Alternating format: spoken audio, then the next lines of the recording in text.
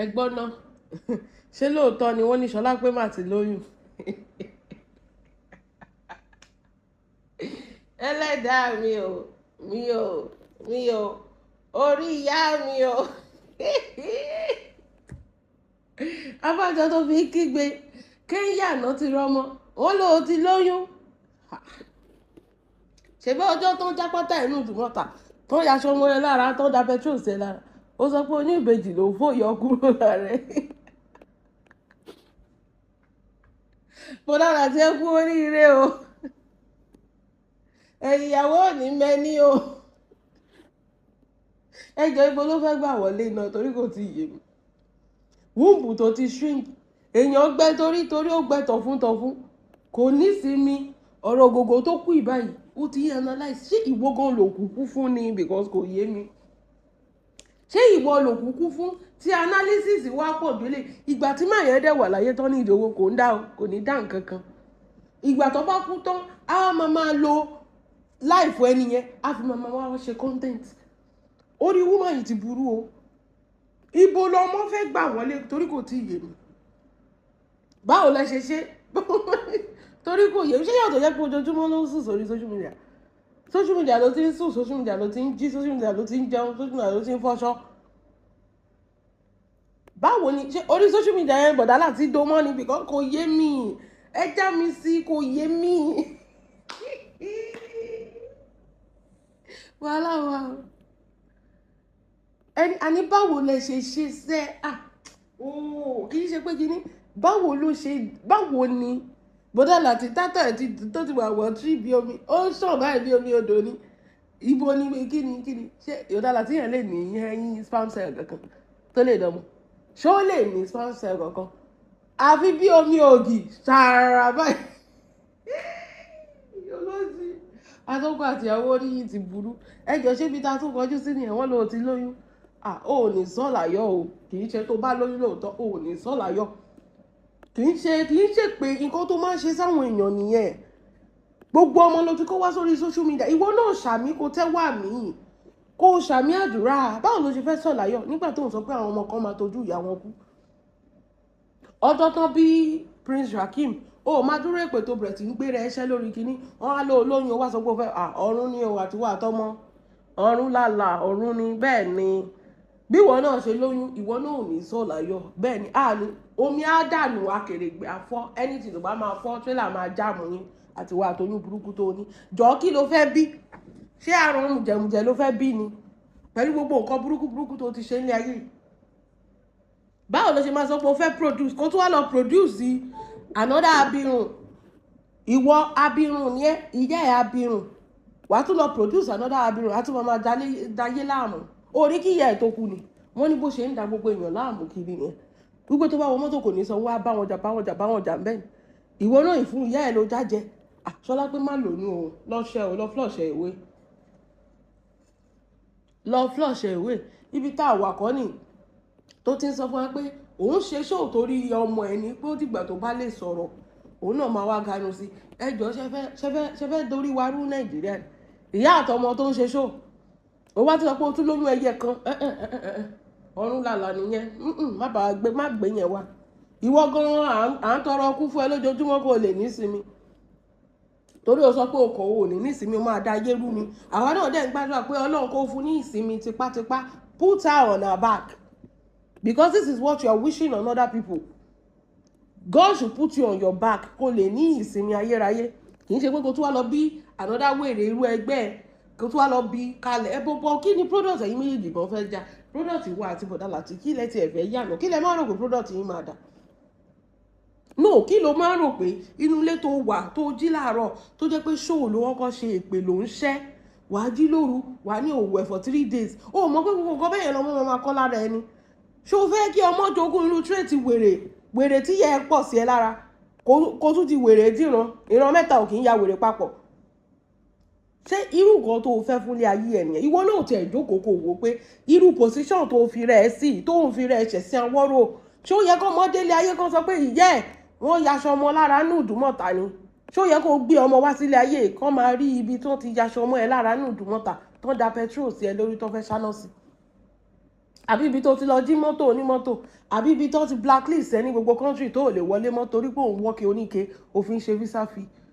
ṣó yẹ kọ́ ọmọ délé ayé kó bá rú nǹkan bẹ́ẹ̀ yẹn lọ́wọ́ ẹ̀? àbí ibi tó ti cancel ẹ̀ láàrin ẹgbẹ́ láàrin ọ̀rẹ́ àwọn abirùn bíi tiẹ̀ ló kó jọ olówó kan láàrin òtòṣì warriors òtòṣì ní gbogbo yín náà tó wálé ayé wá jogun abínú wáyé. ṣé ìyẹn ló yẹ kí ọmọdé bá ń lé ayé kó bá ẹ kó sọ pé irú ìyá tóun yàn ni kò wá rí bí yàn sí, kò rí bí ọmọ ò rí bí ìyá sí, ọ̀dọ̀ ẹ ló wáyé ọkọ wọn yà sí Ṣọlá pé máa bóbó ààrẹ ṣe bó ti fẹ́ 50 menopause kan nìyẹn àbó fẹ́ lọ rọmọ Kẹ́ńyà torí na you dey know where they dey buy everything. alápàtà ìwọ ló máa mọ ibi tán ti rà á. tí ìyàbọ̀ bá gbé pọ́s wà ní ilẹ̀ ẹlẹ́nà dà sí lálálẹ́ ní dúdú mọ́ta tó bá débẹ̀ báwo ló ṣe máa mọ̀ tó máa mọ wíwá á ní wọ́n sẹ̀tì wọn. ìwọ náà ló ń pariwo pé Kẹ́ńyà ní Ìyábọ̀ ti lọ yọ ọmọ ló ti lọ rọmọ tí ìwọ ò bá dé Kẹ́ńyà báwo ló ṣe máa mọ̀ pé wọ́n tọmọ torí èmi ò gbọ́ rí pé wọ́n tọmọ ń Kẹ́ńyà. tí ìwọ ò bá débẹ̀ kó lọ ra tiẹ̀ náà bẹ̀ báwo ló ṣe máa mọ̀ pé wọ́n rọmọ ń bẹ̀. na you dey know everything. aṣọ tó wọ̀ aṣọ 25 ní aṣọ bàtà tó wọ̀ bàtà tẹ́mù ní ìwọ ló máa mọ gbogbo ẹ̀ arínúróde. so Ṣọlá pé we don't want another product of your failed mother. Your generation is of ó yẹ kó parẹ́ ni kó parun lórí ìlàtì. that is the end. ṣe bí àwọn ọmọ Láti ó rí pé ìwọ nìkan náà jẹ́ kó máa ṣorí ibú kí ló dé tí Láti ò mọ àwọn ọmọ ẹ̀ àwọn ọmọ ẹ̀ ṣáà ti dàgbà ẹni wọ́n ti mú ṣámṣám kọ́ wọn bẹ́ẹ̀ jogun bí ìwọ ṣe ń jogun kiri. ó rí pé àwọn ìyá wọn tètè pa wọn máa bẹ pé kó má báyé wọn jẹ́ bó ṣe báyé ara ẹ jẹ́. kí ló dé tí Láti tó wá jà fún tí ò fi mú àwọn ọmọ tó ti bí sílẹ̀ kọ́ wọn máa bẹ́ẹ̀ jogun lórí social media. he cannot do that. ìwọ ló wá in place ọmọ tó o sì bí sílẹ̀ tó ń forí ẹ̀ ké pé tó wá in place of her tó ń sọ pé òun ṣe show tí tọmọ ẹ máa fi sọ̀rọ̀ ni kó tó wá bí mi kẹ́ wá máa ráhùn sí wa létí ká má lè sinmi ká má lè sùn torí pé ẹ fẹ́ ṣe show monetization make me shine ayé ẹ̀ ti bàjẹ́. anything tó bá ní sínú oyún ìjú ni o àní gbóhùn ya àní gbóhùn ọmọ ọ̀run làlà ọ̀run lẹ́rọ mọ́ ọ lọ bẹ́yìn àlọ́ lámilámi nǹkan tó ń ṣe fún yàn la fi ń pay ẹ̀ báàkì o kẹ́nìbọ́dì má wà sókó sí comment section mi. nǹkan tó ń ṣe fún yàn kì í ṣe ọmọ Ìyábọ̀ nìkan ló ti ṣépè fún lórí social media àìmọye ọmọ tó ti ṣépè fún ní orí social media tó bá ń bá ìyá wọn jà ó máa gbé ọmọ wá tí ẹni yẹn ò bá bímọ ó máa lọ gbé ìyá ẹni yẹn wá. so kẹ́nìbọ́dì kó má sọ tó o bá fẹ́ kí block ìyá lájà ẹ̀ ṣé tó bá tiẹ̀ lóyún ṣé o tiẹ̀ rò pé òkè o oyún tó ní yìí o òkè o kò stop rádaràdà rédèrèdè ọkọ ẹ̀ stop ẹ̀ tì oyún stop ẹ̀ tì ikú nìkan ló lè stop ẹ̀ ikú ló ń gbaṣọ lára ewúrẹ́ náà ikú nìkan ló lè stop ẹ̀ torí o sọ pé kò sí nǹkan tó lè stop ẹ̀ àyàtọ̀ sí ikú àtẹ̀dúpẹ́ pé Ọlọ́run fi kú ju gbogbo èèyàn lọ ọjọ́ kan ló máa sùn tó ò ní jí mọ́ so kó tó wá bí ànádà abirùn kó tó wá máa ṣe ṣóò rádaràdà tí wọ́n ń ṣe kó lójoojúmọ́ wọn máa ṣépè fáwọn èèyàn káàkiri no we are not going to take that rárá àtọ́bọ̀dá Láti kò dánú ayé ẹ̀ àtọ́bọ̀dá Láti kò pọ̀ nǹkan rere nínú ayé ẹ̀ torí o ti sáré decide the future tí ọmọ ẹ̀ máa ní o ti sọ pé bó ṣe ń gbé lòun náà ṣe máa gbà so ẹ̀ máa rojọ́ lórí social media ni ayé ẹ̀ ò ta sọ́sán ìwọ ọmọbìnrin ayé ẹ̀ ò ṣe kí ni kò ta sọ́sán káàtì ẹ̀ tó máa lọ ẹ̀jẹ̀ níka tó máa lọ before we continue ẹ̀jẹ̀ tètè ó tẹ̀ ti pẹ́ tí mo ti fẹ́ ṣe ẹ jọ̀ọ́ mo fẹ́ kọ́kọ́ bẹ̀yìn lẹ́ẹ̀bẹ̀ kan ẹ̀yin tẹ́ máa ń búlì celebrity ẹ má jẹ́ ìwọ̀ fún yín o Davina olóṣì ọmọ kì í ṣe pé bó ṣe wà yẹn o mọ̀ ọ̀bọ̀ torí pé content ebi ló ń pa ẹ́ ebi ló dẹ̀ ń pa mọ́nàmọ́ná kú. You don't have to bully somebody because you want to do a content. That is just it. You can speak the truth and you will make your money. Davina, are you going to tell me that you did not know that celebrity posts, they are always, scheduled posts? Ṣebí you're on social media. Celebrity bó ṣe wà yẹn, àwọn nìkan kọ́ ló ń handle social media wọn. They used to have PA, they used to have social media manager. Lórí VDM yín bẹ́ẹ̀ ni, àwọn èèyàn kan wà tó manage social media. Àwọn post kan, ẹ̀yin náà lè mọ̀ pé celebrity should not post in real time. So àwọn post kan wà bóyá wọ́n travel, wọ́n ti wá schedule pé táwọn bá ti débi táwọn lọ post wọ́n máa post ẹ̀ nígbà báyìí wọ́n á ti fi date and time sí tó bá ti di time yẹn mo máa ń ṣe lórí bí báyìí náà. Àwọn post míì máa ti post ẹ̀ sílẹ̀ tó bá ti wá di time yẹn máa ti fi time sí akànṣe kìíní akàn premiere sí mo máa ń ṣe dáadáa bí náà.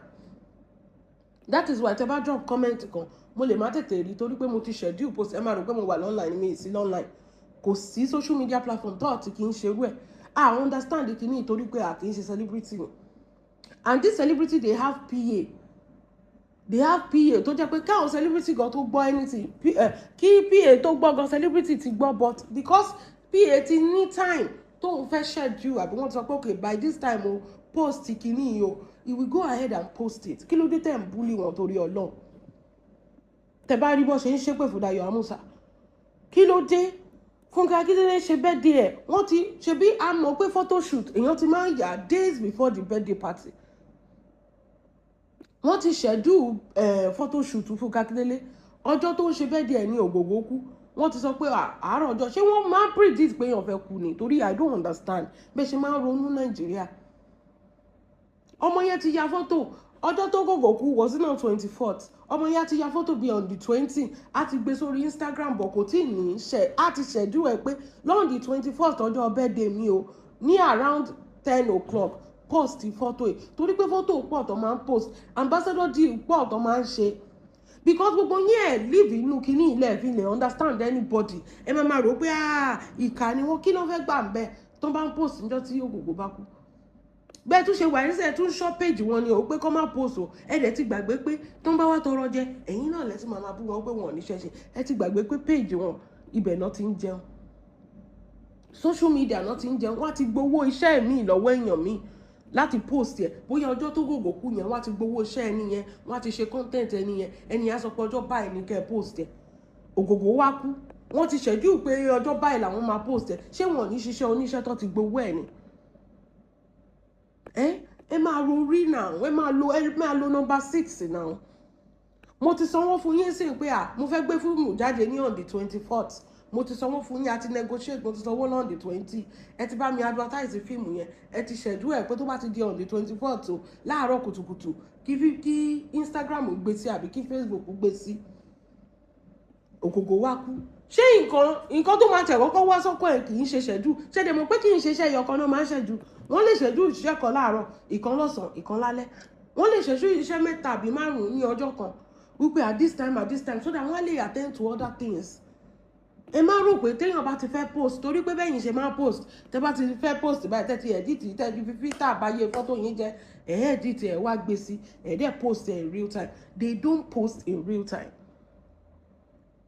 schedule làwọn máa ń lò torí pé ìlọ́tọ̀ fi iṣẹ́ náà máa ń ṣe ìwọ tó ṣe fíìmù tiẹ̀ tó fẹ́ advertise birthday ọmọ Ìyábọ̀ tó fẹ́ ṣe content lágbájá tó fẹ́ influence on the same day wàá schedule oríṣiríṣi post ẹ lè understand kìíní because you don't live in their world Dayọ̀ Amusa has not done anything wrong bí gbogbo wọn ṣe gbọ́ shocking news yẹn kì í ṣe schedule náà kọ́kọ́ máa lọ sábà oníkálukú máa wà shocked Instagram wọ́n lè má tiẹ̀ sí lórí Instagram bó ṣe máa sọ pé they will still be shocked because ọ̀gá wọn nínú Nollywood nìyẹn wọ́n sì máa ó ní ẹ̀gbọ́n nǹkan tó sọ ó nígbà tí kìíní yẹn tó ṣẹlẹ̀ tó ń gbọ́ báyìí ó ní òun ronú títí tóun fi sùn lọ ni ake kì í ṣe pé ó ronú ó máa kọ́kọ́ ké torí ọ̀rọ̀ Ògògó yẹn kò séyàn tí ò gbomijé lójú ẹ̀ ikú tó kògò kú mi ò mọ̀gbà tó mi ẹkún jábọ́ lójú mi tàbá sọ pé àwọn tó súnmọ́ wọn dáadáa tán ti rí wọn ṣé gbogbo wa rí àwọn ṣé àmọ́ Ògògó ni ṣèborí fíìmù láti ń rí kí wá ní tiwa àbáwọn kí ni tiwa tá a fi fẹ́ nífẹ̀ẹ́ Ògògó ju àwọn tó ń bá Ògògó ṣe fíìmù tó ń rí occasionally tó ń jọ ń débì kan tó jọ ń ṣe oríṣiríṣi papọ̀ tó ti ní personal encounter ṣó lè dùn wá tó bó ṣe máa dùn wọ́n ni.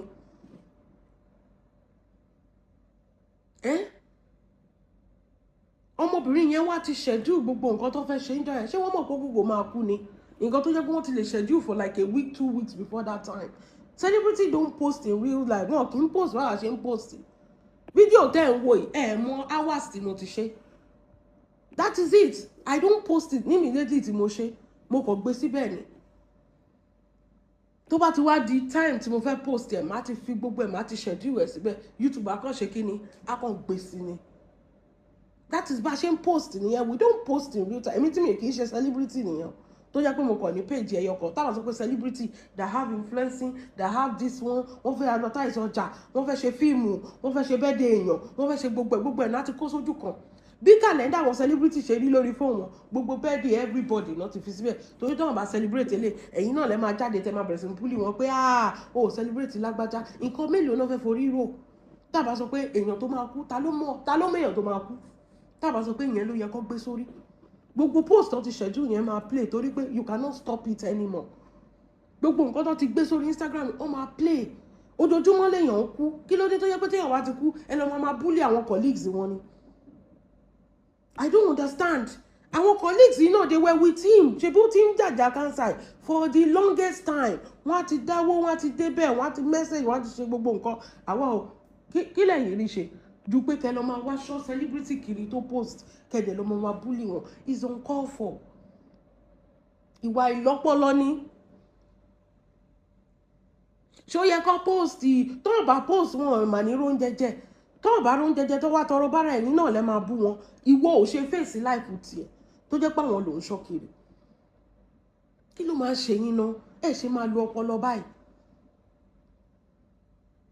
ṣé èèyàn ẹyẹ sọ fẹ́ yẹ kókó bọ̀ ni àbí kí ṣe rò pé ikú ògògò wọn máa fi kú yọ̀yàn ṣá wọ́n á sọ pé gbogbo nǹkan tó ń dùn mọ́ wọn nú nínú August èèyàn 3 ló máa ti kú kíní kú Tèmítọ́pẹ́ Ọ̀ṣọ́bà few weeks ago ògògò náà ti kú sí báyìí nínú Nollywood wọn yẹn last kíní nínú ọdún yìí kíní náà kú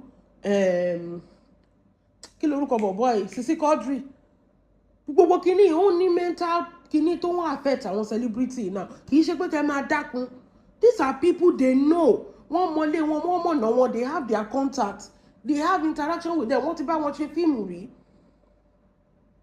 wọ́n ti sọ̀rọ̀ rí they have personal thing tó yẹ kó wọ́n máa rántí for the rest of their life pé nǹkan tèmi àti lágbájá dẹ̀ sọ last ni ibi tá a dé tó bá dé ibi tó ń jọ dé last wọ́n máa ní flashback like PTSD so kò lè dùn ní bó ṣe máa dùn wọ́n inú industry yẹn dẹ̀ ni ẹ̀rù ń bà wọ́n báyìí pé wọn ò mèèyàn tó kàn kì í ṣe pé kẹ́tù wà lọ́ máa búlì wọn ṣáwọn ló pa ẹni tó kú ni ìjẹ́ a máa ro nǹkan ká tó ṣe é náà ìjẹ́ a máa ro nǹkan ẹ bẹ̀rẹ̀ sí ń búlì gbogbo wọn ẹ búlì Fúnkẹ́ ẹ búlì Dayọ̀ Amusa ẹ búlì gbogbo wọn what is schedule we always play either you like it or not mo ti ṣe fídíò tẹ́ ẹ̀ ń gbọ́ ẹ̀ tí mo ti ṣe hours kó tó di pé YouTube máa gbé síbẹ̀ kò dáa nǹkan tí ò dáa kò lórúkọ méjì kìdẹ̀ ń ṣe pé ẹ nífẹ̀ẹ́ èèyàn tó kú àbí èlò lẹ dá fẹ́yàn tó kú ẹ̀yin á búlì wọn sí sínú comment section you go ahead and live your life they will be stuck with that again pé kí ni mo tún ṣe báyìí ẹ dẹ̀ mọ nǹkan tẹ́ ń ṣe ẹ máa fi 2 minutes ẹ máa fi release comment yín síbẹ̀ burúkú and you go ẹ̀yin ò ṣe sọ pé ẹ̀ ṣiṣẹ́ mọ́ torí pé gògò kú ẹ̀yin ò lọ bí iṣẹ́ ni àbórí yín burú ni. nǹkan tí mò ń sọ fún yín nìyẹn ó ní ìdíwèrè díẹ̀díẹ̀ láti máa fi port ẹ̀ ṣé ẹ̀yin ò lọ bí iṣẹ́ ni ìgbà tó gògò ti kú yẹn ẹ jẹun ẹ lọ bí iṣẹ́ ẹ ń kéénu lé ẹ lọ ṣiṣẹ́ yín ẹ lọ ṣiṣẹ́ òòjọ́ yín ẹ̀yin ìka gbogbo ẹ̀ ẹ̀yin lọ bí iṣẹ́ ti yín ẹ̀dẹ̀ náà búlì celebrity tó ń ṣiṣẹ́ tiẹ̀ àbí ṣé ilẹ̀ oṣù ilẹ̀ ò mọ́ àbí ṣé ọwọ́ ẹ̀mí ògógó ọwọ́ Dayọ̀ Amusa ló wà òun ló fà ẹ̀ ṣe lọ́ máa bọ́ lọ́hùn jà Ọlọ́run tó fún ni tó ń gbà lọ́wọ́ ẹni ẹ̀ ṣe lọ́ máa bọ́ lọ́hùn jà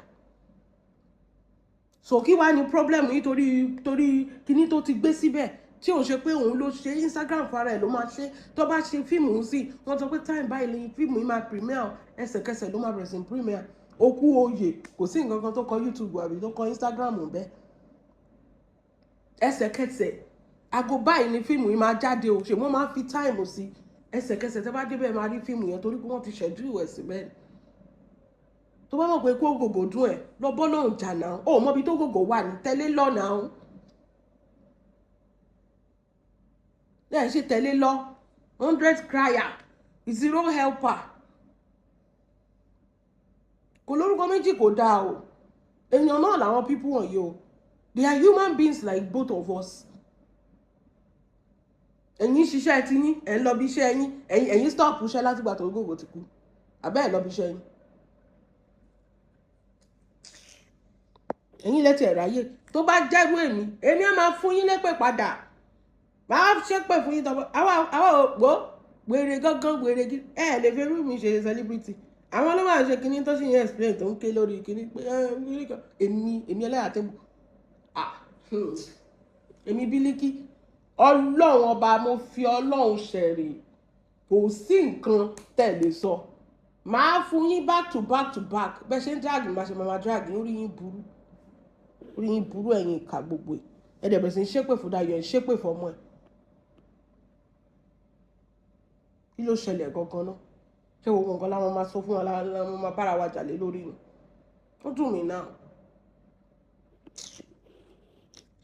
ẹ wo múfì náà jàre ara nǹkan tá à ń sọ rèé o a ti fìyẹn ṣe kinní ó ti lọ náà nìyẹn múfì náà ọ̀rọ̀ àǹtí wa apá òsì tó sọ pé bẹ́ẹ̀ ni Yaba left patient tó sọ pé lóyún báwo ló ní Yaba left patient tún ṣe máa lóyún wàhálà ń ṣẹlẹ̀ ṣé orí bẹ́ẹ̀dì tó ti ń gun lábẹ́rẹ́ tó ti ń fún lágbo wèrè mú ní Bọ̀dá Láti tún ti lọ kì í mọ́ Bọ̀dá Láti ẹ ṣóògùn pé yín gan fara yín gan ò ya wèrè báyìí ṣe lọ tún lọ ń kí wèrè mọ́ wèrè ló ń dó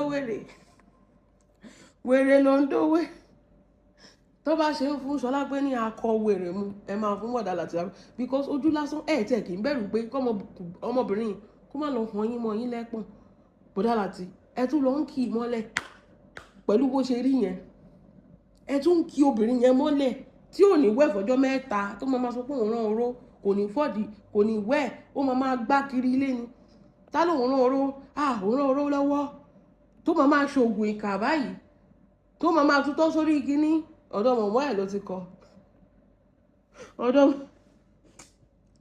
ṣe lẹ́yìn tó wà lórí social media ẹ̀ ní pa mí o ẹ̀ ní pa mí tí SK ìkànnì yín ọjọ́ ìmọ̀ tó wọ́n pé SK tún sọ pé ọmọ tí Ṣọlá pé bí mọ̀mọ́ ẹ sábọ̀dì ló jọ ẹ̀rù bá mi mo dẹ̀ wá lọ́wọ́ wá similarities mo wọ́n kàn pẹ́ ojú wọn méjèèjì Ṣọlá pé dàbí ọmọ mọ̀mọ́ lóòótọ́ I swear to God tẹ bá rí characteristics ara Ṣọlá pé àti mọ̀mọ́ ẹ máa rí pé ó similar dáadáa kò fẹ́ẹ̀ sí yàtọ̀ láàrin Ṣọlá pé àti mọ̀mọ́ òótọ́ lẹ́ ń gbọ́ lẹ́nu mi ẹ lọ wo ìwà wọn méjèèjì ó jọra ara wọn jọ ṣì ní wọn jọ gbádùn ni ìyẹn sọ pé òun máa ṣe èrè tó òun máa fi kú ṣé Ṣọlá pé ti dé nígbà tí mọ̀mọ́ sọ pé òun máa ṣe èrè wọ 70 lórí social media ṣe ló dàbí ẹni pé mọ̀mọ́ ló bí ẹ lọ wo ìwà wọn méjèèjì ṣé mọ̀mọ́ ò drag Ìyábọ̀ ni ṣé Ṣọlá pé ò drag Ìyábọ̀ ni àní wọ́n jọ ṣe ló dàbí pé mọ̀mọ́ òótọ́ ni tẹ́ bá wojú ọmọ Ṣọlá pé yẹn kẹ́ lọ wojú mọ̀mọ́ wọ́n fi ibi imú báyìí lẹ́tí máa mọ̀ ọmọ Ṣọlá pé gbé ẹ̀yin ewé ẹkú oríire ẹ ti ní another addition to your family grandma Florida kúkú ní tẹ́lẹ̀ so kí làwọn ń sọ bẹ́ẹ̀ ni wèrè ni ọlọ́pàá tó wọlé wèrè pólíbàgì ló máa rí kó ẹgbọ́n nǹkan tí àwọn wèrè ẹgbẹ́ ẹ̀ sọ. Ó ní I think Juma and Priscilla need to do the needful by arresting some people bullying Rakim on his birthday so that others will learn from them. Let me tell you something. Ẹ̀yin lẹ máa polè kó wá jà, ẹ̀yin lẹ máa polóko kó wá mu. This is why I won't support the arresting of anybody because I know that is another way to set these people up for being bully more. I know èmi ò bá support pé tẹ ẹ sanwó ìyà ṣe rí àwọn nǹkan kan wà kì í ṣe ìdájọ́ ọlọ́pàá mọ́ níbi tó dé ẹ sanwó ìyà ẹni yẹn ẹ track ẹni yẹn ẹ má jẹ́ kí ayé mọ̀ pé ẹ track ẹ o ẹ sanwó fáwọn tó máa ṣe ìyà fún wọ́n ṣe ìyà fún tó jẹ́ pé unrecognizable ìyà ṣé mo tó máa bandage orí èèyàn láti òkè títí dé ẹsẹ̀ yẹn especially àwọn tó ní page torí I know that some people are paying some pages on Instagram to be bullying Priscilla, Rakim, and Juma. We'll see what anybody is. I know. Mo mọ̀ dájúdájú ni. I know for a fact that some people are being paid to bully these people. We'll see what else of me. Ẹ má arrest ìdájọ́ kíní sórí ìdájọ́ ọwọ́ níbi tó wà tẹ́ bá ń gbé wọn tẹ́ ń lù wọ́n tẹ́ ń gbé wọn tẹ́ ń lù wọ́n tó jẹ́ pé owó tó ń pa gan lórí tó fi ń búlì yín àìsàn náà fi ń tọ́jú tó ń bá tún heal kẹ́tù gbé wọn kẹ́tù tún wọn lù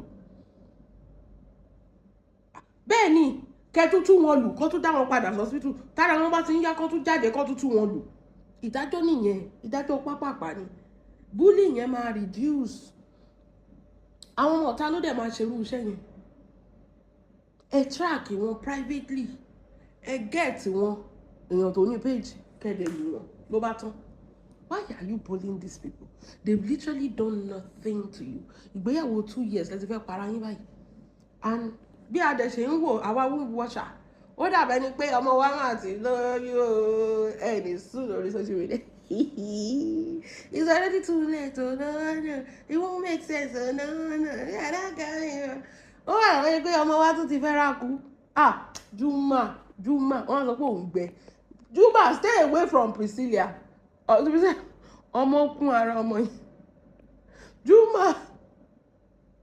Juma stay away ó tún fọwọ́ kan Priscilla báyìí ó tún ti lóyún ní ká tó wí ká tó fọ́ Priscilla please we are still aṣèmọ̀mí sí cuteness Prince Rakeem Ayọ̀mídé ṣì ní sùúrù ọmọbìnrin ìjọ torí Ọlọ́run we can't handle this you are choking us we cannot get over Prince Rakeem we are still drinking water àná mo wo fọ́tò ẹ̀ ni àti ìmọ̀mí yó àti ìdínkọ̀ dájọ́ kọ̀ ó tún ti gbé mi sí ṣòfẹ́ pa wá ni àwọn ọ̀tá ẹ̀ wo ẹ máa kéku ni o níbi tó dé ìtì ẹ máa kéku ni o ọmọ pọ̀ lára ọmọ yẹn she's a fertile land Juma sharpshooter Juma ò tiẹ̀ ṣe kínní ọdẹ lóko ọdẹ pẹran ni pápápá báyìí ó tún ti score èmi ẹ̀yìn èèyàn làwọn ọdẹ yẹn lọ wọn kàn múnú èèyàn dùn ni I swear to God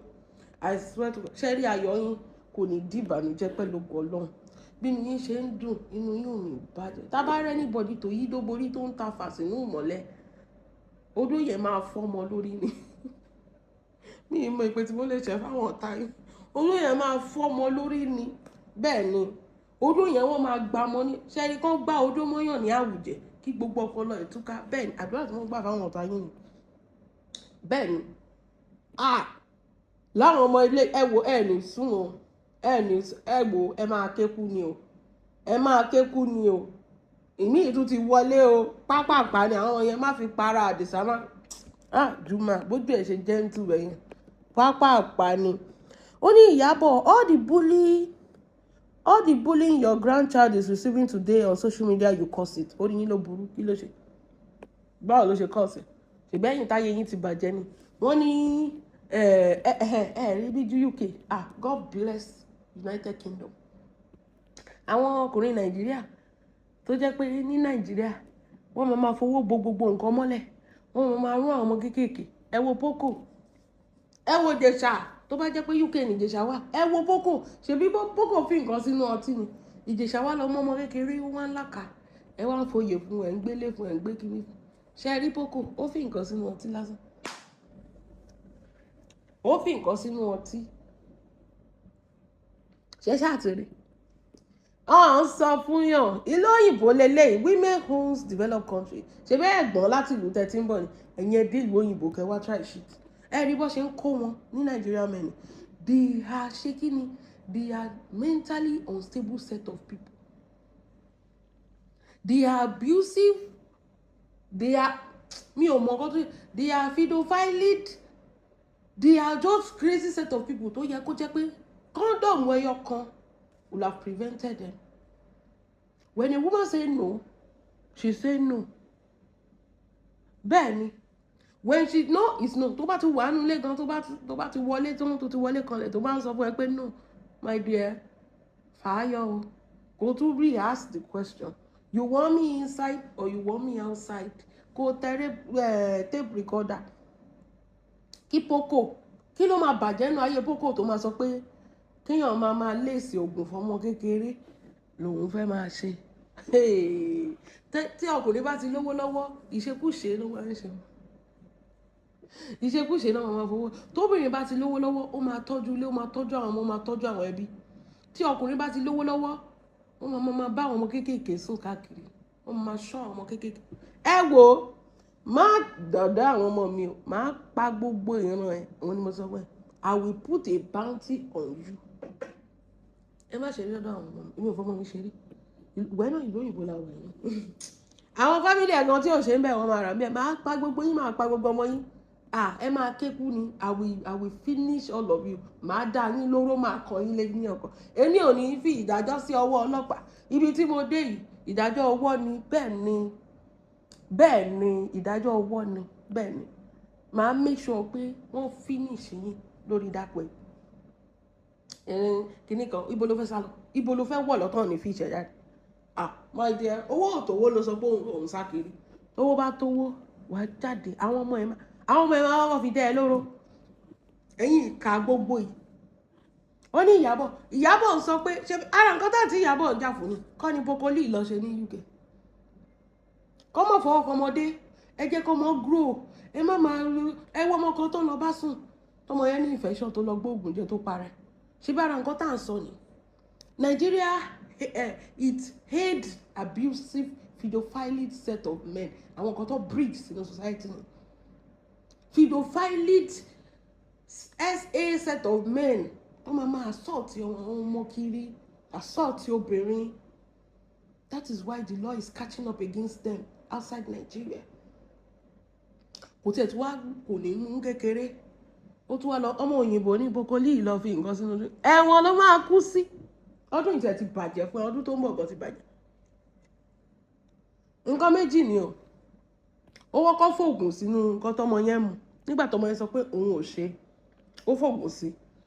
Ọmọ tó bá fògùn sínú kinní ẹ̀, tọmọ yẹn gbé mu, ọmọ yẹn ò lè consent torí ọmọ yẹn ti wà ṣe kinní. Tó bá ti test ọmọ yẹn tán ti rógùn lára ẹ̀. Ṣé gbọ́ mi sí? Number 2, ó tún lọ wọlé without consenting. That is rape. Ṣó ń bọ́ ń bẹ́ẹ̀ ṣó ń lọ. Ṣé ti rí àwọn nǹkan tí Ìyábọ̀ ń jà fún ni wípé kò dára ó guilty bàjẹ́ ọjọ́ tí Ìyábọ̀ ń sọ pé ó guilty bàjẹ́ èmi gbogbo yín ẹ̀ ń búlì ẹ̀. Náà bí Boko ní ti jẹ́ ṣàkókò ọlọ́gbọ́n. Ṣé ti rí Boko is a nice guy. Even if he's a nice guy ìyẹn ò sọ pé kò lè assault ọmọ. Àbí ṣé wọ́n ń kọ́ sórí ni? Èèyàn tó máa bá yé ọmọ jẹ́ ọmọkùnrin kan náà sì mú ní ẹnu ọjọ́ mélòó yìí tó ń bọ́ ọmọ 4 months sùn. Bàbá tó ń bọ́ ọmọ 4 months sùn. Bàbá tó ń bá ọmọ kékeré ọmọ 4 months mi ò sọ pé 4 years o ọmọ oṣù 4 tó ń kí okó bọ̀ nídìí bàbá ẹ̀ dẹ̀. Ṣé ti ní ara nǹkan tí Ìyábọ̀ ń sọ ni? Ṣé kò ti máa tẹ́lẹ̀ sí? Ẹ̀wọ̀n lẹ máa kú sí. You never see anything. Ẹ̀wọ̀n wọ́n ní Boko ọmọ lágbájá ọmọ tàmẹ̀dò ó yẹ kán help ẹ̀ ọmọ Wizzy tí Wizzy bá gbẹ́nu sí gan wọ́n á mú òun gan. Wọ́n á mú òun gan fún ara ẹ̀. Bẹ́ẹ̀ ni ẹ jẹ́ ara yín lọ́pọlọ ṣe bí nǹkan tí Ìyábọ̀ ń sọ níjọ́sí ni. Gbogbo nǹkan tí Ìyábọ̀ ń sọ ṣé kò ṣẹlẹ̀. Boko kọ́ nìyẹn ń sì báyìí tó tún lọ lu gúdẹ ọmọ kékeré náà nìyẹn náà ìgbà tó jẹ́ pé ìgbà tí Ìyábọ̀ ń pariwo ńgbà yẹn máa ta lé mi ó guilty bàjẹ́ ẹ̀ ń búlì ẹ̀. Tó bá yẹ pé gbogbo wa ti panu pọ̀ tá ti bá jẹ́ ṣàwìn gbà yẹn Boko á rí pé nǹkan tí àwọn tó bá ń fọwọ́ ọmọdé tójú wọn máa rí lélẹ̀ kò ní lọ sílùú onílù kó lọ máa tẹ́ wa ń bẹ̀. Ẹ wọ́n sọ pé wọ́n lera mọ́ Nàìjíríà àwọn olórí burúkú tó lọ ń ba Nàìjíríà jẹ́ ni. Wọ́n tún ti mọ́yàn míì lẹ́yìn Boko. Yes ní the same UK tó tún assault obìnrin méjì ní ọmọ Nàìjíríà tún ni. Tó bá yá ẹ sọ pé wọ́n lera mọ́ Nàìjíríà outside Nigeria. Why? It's because àwọn ọmọ atoko wa balẹ̀ jẹ́ yìí. Àwọn ló ń ba passport wa jẹ́. Wọn ò fẹ́ kọ tẹ́lẹ̀ wọn like wa tẹ́lẹ̀. Àwọn ọmọ atoko wa balẹ̀ jẹ́ yìí tó tún borúkọ wa jẹ́ outside Nigeria. Irú Boko yẹn irú òbòwò ló máa fẹ́ tó ní rí ilé ayé tó jẹ́ pé kó wá máa lé sí kó máa fi nǹkan sí drink obìnrin ló máa sọ pé ṣóṣẹ́ ìṣe ni ó rìn bèbè ẹ̀ ni. Àwọn kan sọ pé wọ́n sẹ̀tì ọ̀bọ̀ ó rìn bèbè ẹ̀ ni ṣóṣẹ́ máa ṣe ni. Ó ti ń ṣe dáadáa ó ti ń jẹ lọ. Ọjọ́ gbogbo ń tó lè ọjọ́ kan rí wèrè fẹ́ sá lọ.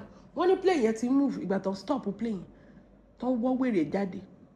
Ó fẹ́ sá lọ torí tó mọ̀ pé tóun bá sá lọ lọ Nàìjíríà wọn ò ní lè gbé wọn wọ bọ́ọ̀lẹ̀ ni. Tí mọ ìlú òyìnbó ẹ má fura yín lọ́pọlọ. Ẹ má ṣe kí ni ẹ má fúnra yín lọ́pọlọ. Ìgbà tí Ìyábọ̀ sọ fún wa nípa ìjọba tó wà ńbẹ̀, ìjọba èmi ló kàn, ẹ dìbò fóbì, ìgbà tó búlì ẹ̀ gbogbo nǹkan tó sọ ṣé kò ṣe? Ṣé gbogbo nǹkan tó sọ ṣé kò ṣe? Ṣé gbogbo yín kọ́ lẹ́jọ́ ń sọ́fà ọ̀hún? Okay, so ẹ wá Ìyábọ̀ lẹ̀ ń búlì, ìṣòro tó kọjú sí ẹ tí ì mọ̀, Ìyábọ̀ lẹ̀ ń búlì ọmọ ẹ̀. Ẹ rò pé ìyá lè jẹ ọmọ Ìyábọ̀ ni? Ìyá jẹ Priscilla lójú yín? Ṣé ìyá ti ẹ̀ jẹ Ìyábọ̀ táwọn sọ pé ìyá máa jẹ Priscilla àbí Rakim oṣù méjì ló wà tó ti ń gba brand ambassador, ìwọ gba brand ambassador rí? Okay. Only when somebody was bullying Lizzy's child, Ìyábọ̀, your comment was seen under the post. You guys Photoshop the comments. Let us clear this once and for all.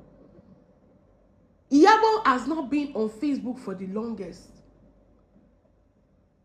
Ìyábọ̀ was not on Facebook.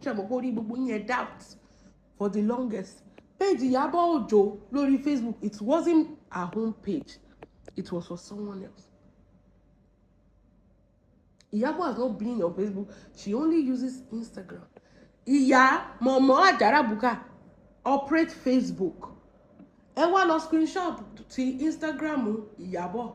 Ẹ wá lọ match, ẹ lọ wo names yẹn náà. Ẹ lọ wo orúkọ photo tó ń gbé kiri. Tó ti yorí eku sórí ọmọ Lizzy yẹn. Ẹ lọ wo orúkọ Ìyábọ̀ tó gbé sábẹ́. Ẹ máa rí pé orúkọ Instagram Ìyábọ̀. Báwo lorúkọ Instagram Ìyábọ̀ ṣe máa wá comment lórúkọ Facebook Mọ̀mọ́? Ìyábọ̀ tó ní Facebook. Báwo ni Instagram Ìyábọ̀ First Priest tó fi máa wá comment lórí ti Mọ̀mọ́ pẹ̀lú laughing emoji? Wọ́n manipulate. Ṣọlá pé mo gbé fún ẹnu manipulation. Ọlọ́run ń try. No be ṣeré no be beans. But àwọn àpọ̀dà náà ló lè manipulate. Ṣorí irú àwa. Ṣọlá pé gbàgbé ó lè manipulate irú àwa. Àwa pọ́njú yẹ ẹ lọ. You merge an Instagram account of somebody, you screenshotted it, you now screenshot Mọ̀mọ́ tó ń bully ẹ̀. You now put the two together just because you want to bully your colleagues. Torí ẹ̀ ní gbogbo àjálù tó ṣe ń rélú ẹ̀ ló ṣe máa torí pé o ò di òótọ́ mẹ́rù ẹ̀. Because you lie too much. You always want to paint yourself as a victim. Torí pé o ṣe kí ni o ò di òótọ́ mẹ́rù ẹ̀ ní gbogbo àjálù tó ṣẹlẹ̀ sí ẹ tó fi ń ṣẹlẹ̀ sí ẹ Ṣọlá pé. Moving on. Only whatever the Tanzania and Nigeria are doing to your grandchild today, I see it as karma. Ẹ jọ̀ọ́ ṣé Ìyábọ̀ tún lọ ṣẹ̀wọ̀n Tanzania tẹ́ wá sọ pé Tanzania ń bully Ìyábọ̀ àtọmọ. Ibi tí mo ti ojú tí mo fẹ́ kẹ́ fi gbà wò ni. Ṣé àwọn ará Tanzania mọ Ìyábọ̀ àbí wọ́n mọ Priscilla kó tó di pé wọ́n máa bully Prince Rakim? One thing tí mo fẹ́ kẹ́ understand in many way. One thing tí mo fẹ́ kẹ́ understand níbẹ̀ ni pé àwọn Naija kan ló lọ ń sanwó fáwọn bloggers Tanzania lórí social media pé kó máa bully. Wọ́n ṣiṣẹ́ owó wọn ni. Ṣọlá pé máa wà lára wọn. Àwọn Naija tí ò like Ìyábọ̀ ló lọ ń sanwó fáwọn bloggers Tanzania. Ṣé mo pa àwọn yẹn náà anywhere bẹ̀lẹ́ face láti máa bully Prince Rakim? That is just it. Àwọn enemies Ìyábọ̀ ti ní Naija náà lọ ń sanwó fún Tanzania blogger láti máa bully àwọn couple. Torí why didn't they bully them nígbà tó ń ṣe wedding? Ṣé ojú yín fọ́ ni? Because if you look at it very well, if you had something against them, you could have talked before the wedding. You saw the wedding was too massive, too long, so you had more than enough time for you to say, we are dead, we don't like this thing. Why now? Why now? There is no karma there. You guys, his karma is a lie. You guys went to go and pay these bloggers because àwọn yẹn náà wọn ò ní nǹkan kan to be bullying these people. What about the Tanzania and Nigeria are doing to the grandchild today? I see it as karma. As a blogger, if you bully other people's children on the media, they will bully your own child. Whose children has Ìyábọ̀ bully or Priscilla? Ẹ̀yin lẹ máa kọ ọ̀rọ̀. Ẹ̀yin lẹ dẹ̀ nílé. Tá bá dé explain yẹn, tá analyze ẹ̀yin lẹ mọ̀ máa ké sínú comment section. Mo rí gbogbo yín tẹ́ sọ kó sínú comment section mi. Èmi kọ́ mo bá ti yín jẹ́ o. No be me destroy una life. Ìbéèrè ò fàjà sí yín. Ta ni Ìyábọ̀ bully ọmọ ẹ̀ rí? Ìyábọ̀ tí ò kì í fọmọ ṣeré. ta ni Ìyábọ̀ bully ọmọ ẹ̀ tẹ̀fíwá rò pé bullying Prince Rakeem nìkan ni. Who has Ìyábọ̀ bully her children before? Now talk. Ẹ̀yin lẹ́ẹ̀dẹ̀ ní fẹ́ gbèsè. Ṣé ti rí sí? Ṣé dáwọn people wọ̀nyí? And he bring it on. We dey here for una gidigba. Tí mọ̀ kankan. We dey here for you people gidigba. Bring it on.